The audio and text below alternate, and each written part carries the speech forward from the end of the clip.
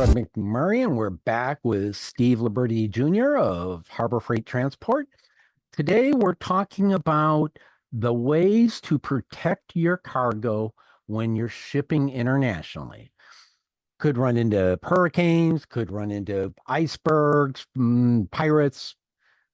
Those are the big ones that come into my mind, but there's probably about 90 other ways you need to protect your cargo from harm when shipping. Steve, you're the expert. Instead of me just opening my mouth, let's hear what you got to say. How do you protect your cargo from the rigors of international shipping? Sure. Hi, Fred. Good to see you again this week.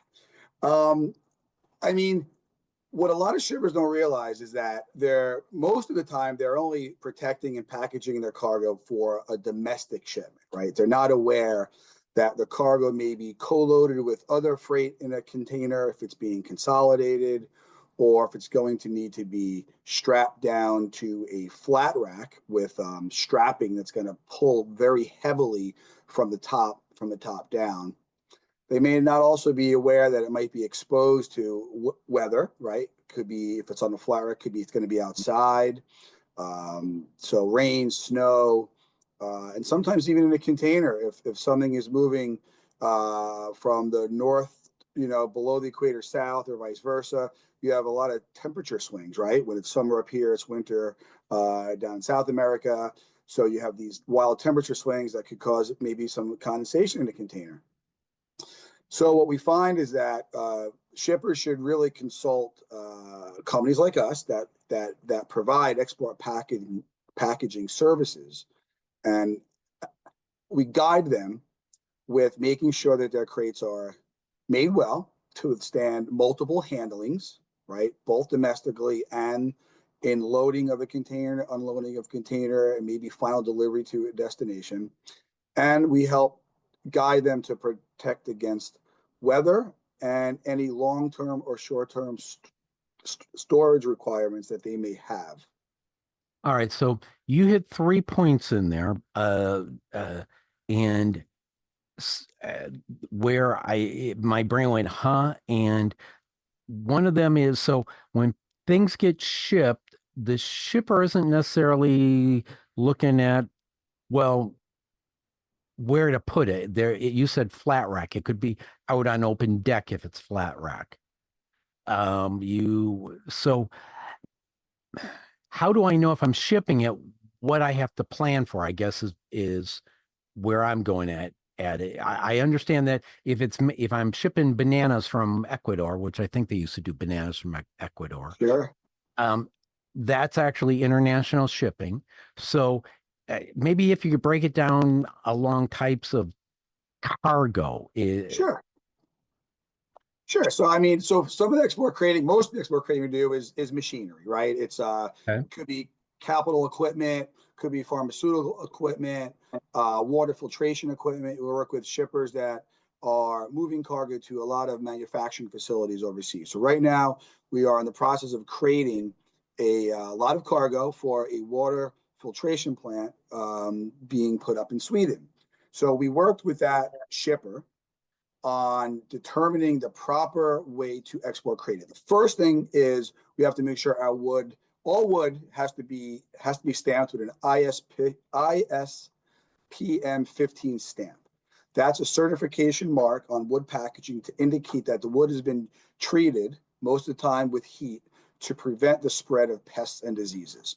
So companies like us are enrolled in the service. We are checked on monthly by a government agency that makes sure that we're buying wood that is heat treated correctly, and we're only using that heat treated wood for export, and that's to prevent the lanternfly, right, and things like that from infiltrating other countries. And then we worked with them on determining the type of crating. They told us that their cargo would be stored outside for at least 1 year, maybe more. So some of the things they were worried about was water, right? So then we had to come up with ways to protect their bare metal on their cargo and the machinery from getting wet for 1 year. So we came up with several options for them. One was we were going to use VCI, which is a corrosion inhibitor that protects metal from corrosion. So a lot of their bare metal, they didn't want it to rust. So corrosion inhibitors can decrease the corrosion rate of bare metal. And they come in various forms, right? They wanted a mixture of spray-on oil on the bare metal, and then they wanted their cargo heat wrapped. So we heat wrapped it with a marine plastic wrap that's also coated with VCI.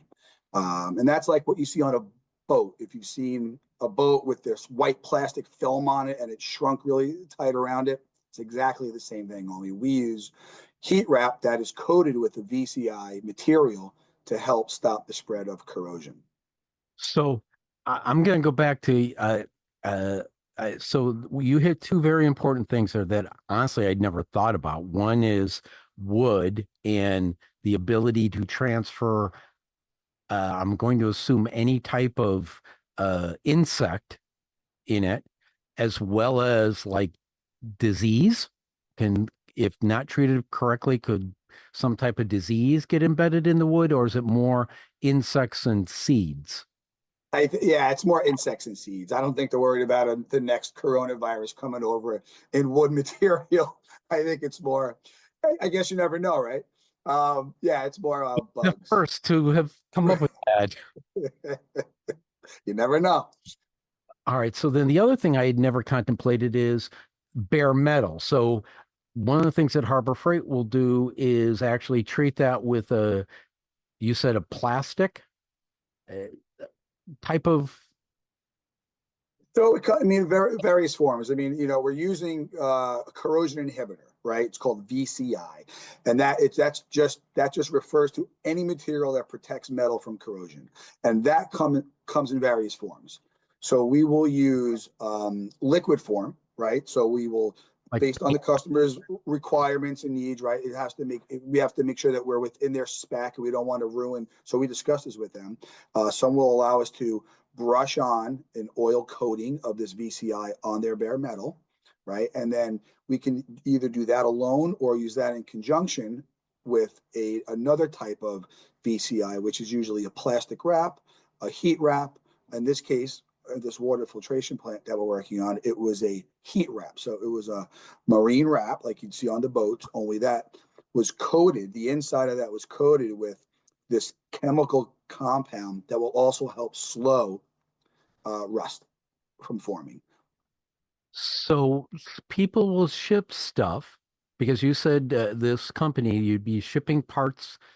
I think you said to to somewhere in Europe, and literally that stuff is going to be sitting on the ground for a year before they start to use it.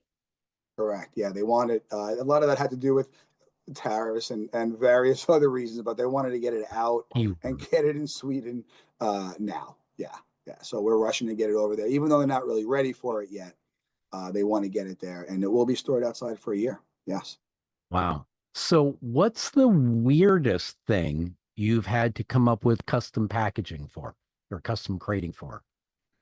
I mean, I don't necessarily know if we've had anything weird here. It's just, been a lot of from small to large, a lot of pharmaceutical, like I said, a lot of capital equipment. I mean, I wish I had something interesting to tell you about weird. Um, Vehicles, we actually, it's been many, many years, I guess, but we had this really cool Ford. It was a car for the car show. We had to crate a car with a ramp that could be lowered so that they can pull the car in and out of. A multi-use crate. They wanted to use it over and over again, ship it all over the world. But off the top of my head, I can't think of anything really weird that we've created. We'll take a car. I've never, every time I've seen pictures of cars, they're always out, and I never think of them being crated. Well, this was a concept car. This was something that they want people to see it, and it was a very high value, one of a kind concept car. So looking at the industry and without naming any names, what's the worst practices? Which we always talk about best practices, but what's well, I'm going to say the worst thing you've seen in other companies shipping? Oh God, a lot. I'm going to be honest with you.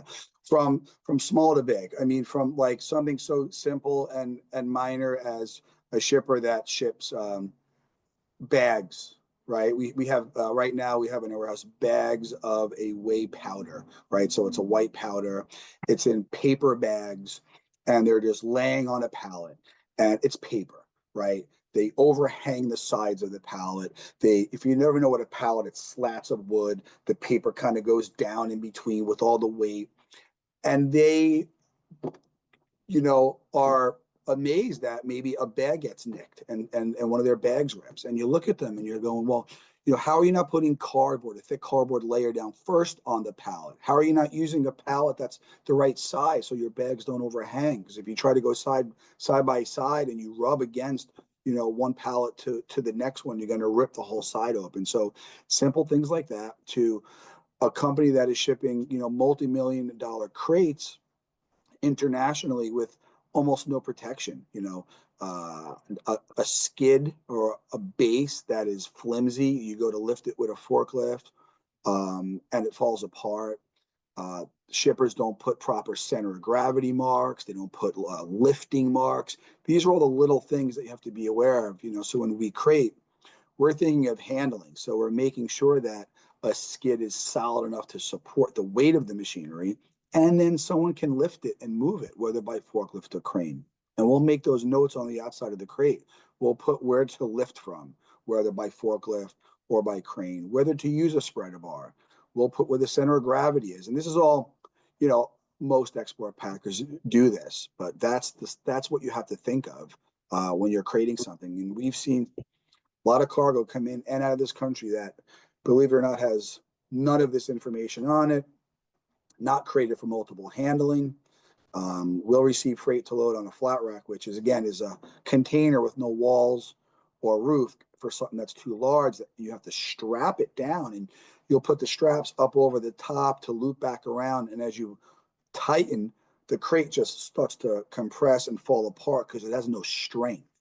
They'll make the crate with like picture frame crating versus like you're building a house, 2x4 studs, 16 on center to add that strength and rigidity to the crate.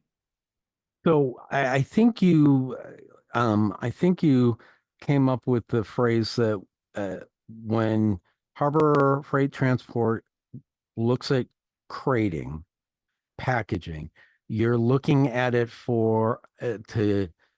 you're looking at it from the point of view of how will the cargo be handled later, and that you're crating to that type of specification of, we want to make sure that this crating works for however it's going to be handled later on. Would that be true? Absolutely. Yeah. How it's going to be handled later on for sure. Okay. Absolutely. What percentage of shippers don't do this?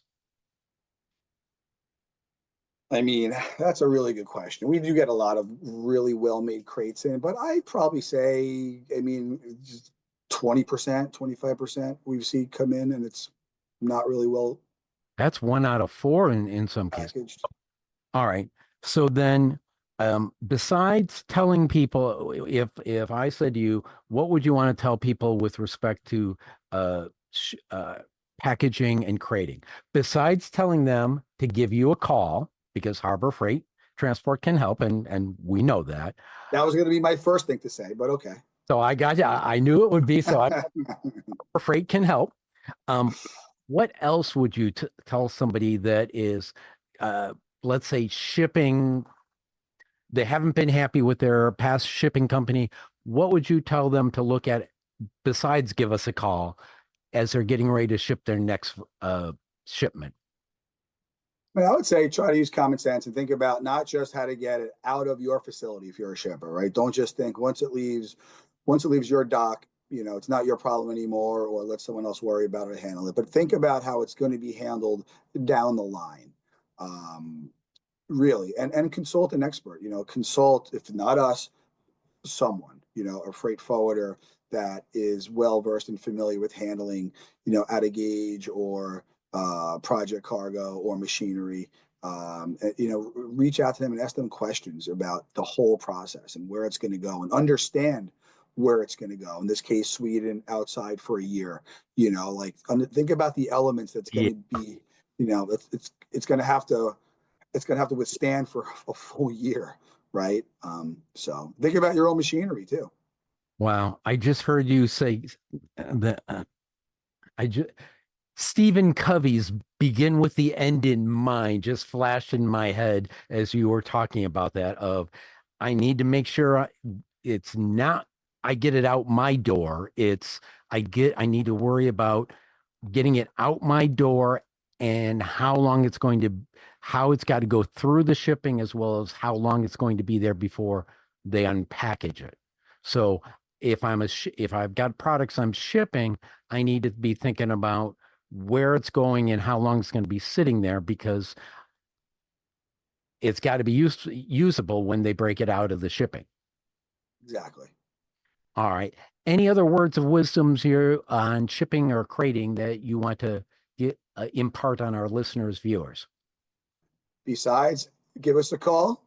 That would be all, I think. All right. What's the number they should give a call to? It's probably best to email our rates department at rates@harborusa.com. That's rates@harborusa.com. We've been talking with Steve Liberti Jr. Steve, any last words you want to say before I say goodbye? No, that's all. All right, folks. We'll see you again soon in another episode of Harbor Freight Transport Can Help. Thanks, and have a great week. Happy shipping.